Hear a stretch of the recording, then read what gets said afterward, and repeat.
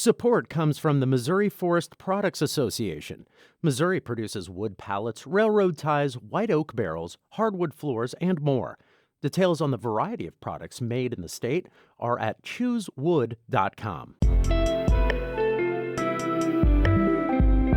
It's Wednesday, November 17th. This is The Gateway. I'm Eric Schmid. Ahead, arts organizer Nichols wants young activists to know that social movements throughout history needed art to advance their cause. This is a book that is written with the intentionality that you will take the knowledge, take the precedence of what has been done across the world and across time and make something yourself. St. Louis Public Radio's Chad Davis speaks with Nichols about her new book, Art of Protest, and the intersection of art and activism. First, this news. Car break-ins and catalytic converter thefts are on the rise in St. Louis County. In response, local lawmakers want to shift some enforcement to local courts. St. Louis Public Radio's Rachel Lippman has more. Most of the crimes that lead up to stealing from a motor vehicle, like checking door handles, are misdemeanors.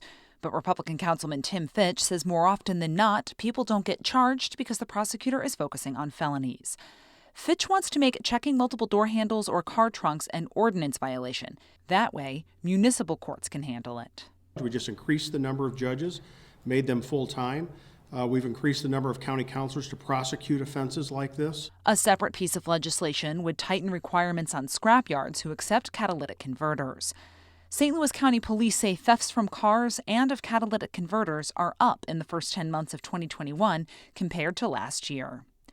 I'm Rachel Lippman, St. Louis Public Radio. Members of the St. Louis County Council are also hearing pleas to increase the pay at the county's Justice Center.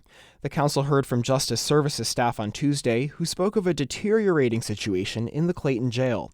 They say low pay is making it difficult to staff the facility, which they contend contributed to a violent attack on a corrections officer earlier this month. Martha Wheat is a correctional officer at the jail. She implored the council to raise the pay so that the environment at the jail can improve. I'm terrified.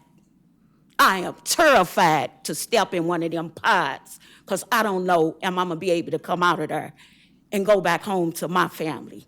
The council could soon consider legislation that would raise pay by $2 an hour for jail employees. St. Louis Mayor Tashara Jones says a federal infrastructure bill could provide a boost for a long-sought expansion to Metrolink. St. Louis and St. Louis County leaders have been talking for years about extending the light rail service into places like North St. Louis County, as well as South St. Louis. They would likely cost well over $500 million. Jones told reporters on Tuesday she's working with St. Louis County Executive Sam Page to update a critical study needed to move what's known as the North-South Metrolink expansion forward. Dr. Page and I are in sync about that. We've discussed updating the study to include the county and what that expansion would look like in the county. So that's what we're talking about right now. Jones was in Washington, D.C. on Tuesday to talk with federal transportation officials about a number of issues, including the Metrolink expansion. The Republican leader of the Missouri Senate is now running to succeed U.S. Senator Roy Blunt.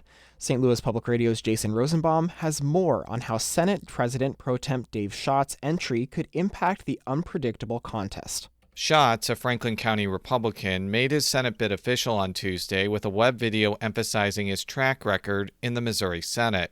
I'm not the fanciest guy in the race. I'm definitely not the slickest. But if you're looking for a U.S. Senator who'll get the job done, then I'm your guy. Among other things, Schatz was a key backer of a gas tax hike that Governor Mike Parson recently signed into law. He's also led a Senate Republican caucus that's been sharply divided over key issues, especially from Schatz's rightward flank. One advantage Schatz could have over the 5 other Republican candidates is his ability to self-fund. He gave himself hundreds of thousands of dollars of his own money in 2014 to successfully run for the state Senate. I'm Jason Rosenbaum, St. Louis Public Radio.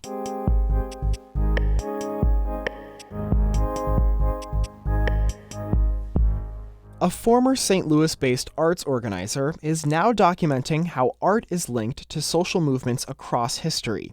Visual artist Dee Nichols shares her artistic journey and her hopes that history will inspire younger activists and artists to change society.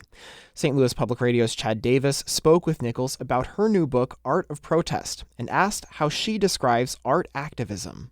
Art activism, or artivism to me, is simple. It is essentially using creative practice, whether that is visual form or performance, music or oratory, using our creative gifts as a way of amplifying the call for justice across whatever cause or issue we are fighting for. When you were here in Ferguson and you started with the mirror casket, talk a little bit about how the killing of Mike Brown kind of, influenced, that project. During that time period, it was a matter of really witnessing the power of art to bring people together and to give an alternative for how we express ourselves in protest.